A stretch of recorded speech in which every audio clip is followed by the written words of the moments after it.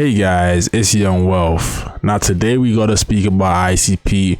We gotta actually ask the question, right? If Bitcoin's moving on this beautiful Saturday, why is ICP not moving, right? Because you gotta understand that Bitcoin, when we go on Bitcoin for a second, if you go on the daily, right, it's actually up 6%.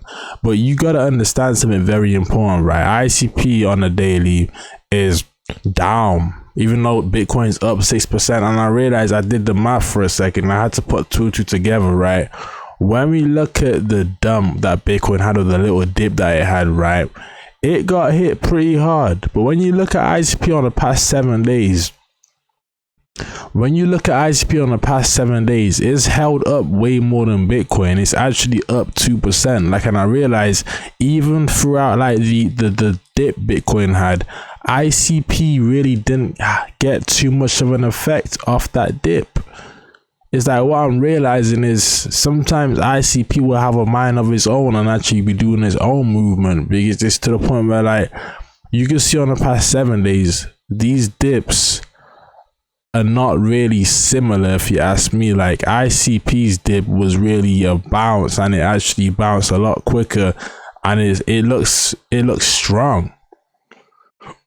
So it's to the point where, like, I know that when you're holding this coin, you don't have to go sleep and worry about it going to zero, because we already have 47% staked.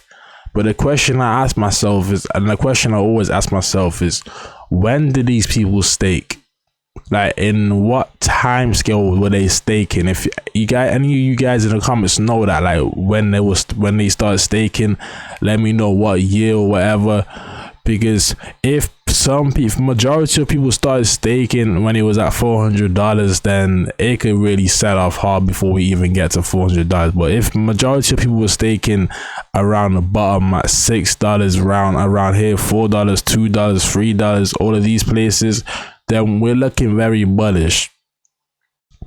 Now, when you look at ICP from the all graph, I'm gonna be real, it looks real ugly. But it's like, I don't really care about that, because it really launched within, like, it was in the middle of a bull run, and it launched a bit after the bull run. So I can't really be mad at this type of graph here, knowing that it didn't really have a fair shot anyway, because there was some manipulation at the same time.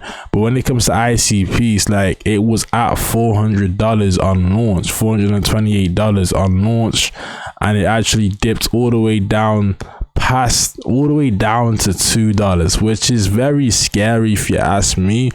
But when you're looking at the utility, that's when you actually realize that this coin was oversold. Now it's going to be time for it to be brought, and it's going to increase in value for sure, because it is very undervalued now. Like, people have oversold this coin here, and the value was very undervalued if you ask me. Even though we're sitting at a $6 billion market cap, I do believe we could actually be in the price points of 100 billion in market cap. So when I say we are undervalued, I'm talking about we are still 20x's away from the tops. We're still 30x's away from the tops, if you ask me.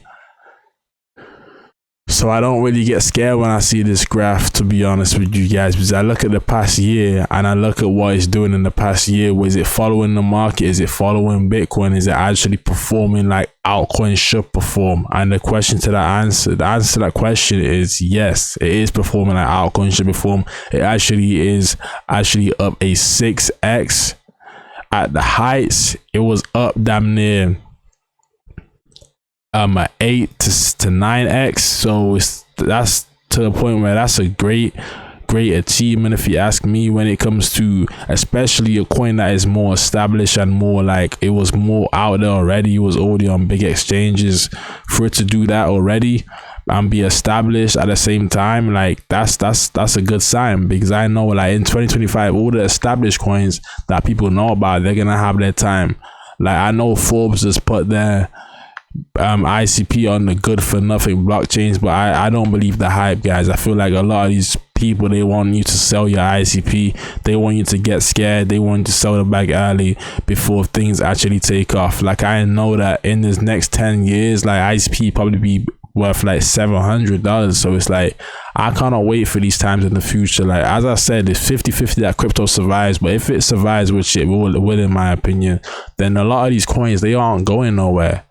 They ain't going nowhere. So it's to the point where you guys have to really tap into your long-term vision also. Even though we are making money in the bull run in 2025, you have to tap into your long-term vision of, okay, what if crypto does stay around, does stick around?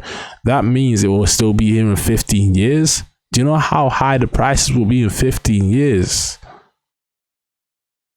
So it's to the point where, like, that's one thing I realized earlier today was, like, I have to really look more long-term, more ahead, because I shouldn't just believe this is the last bull run. This probably won't be the last bull run. Probably be more bull runs after this one. So with that being said, it was Young Wealth. I'm signing out with another video. If you guys enjoyed the video, smash the like button, hit the subscribe button, and also if you want to be part of my Discord, join the Patreon, link in the description. Peace.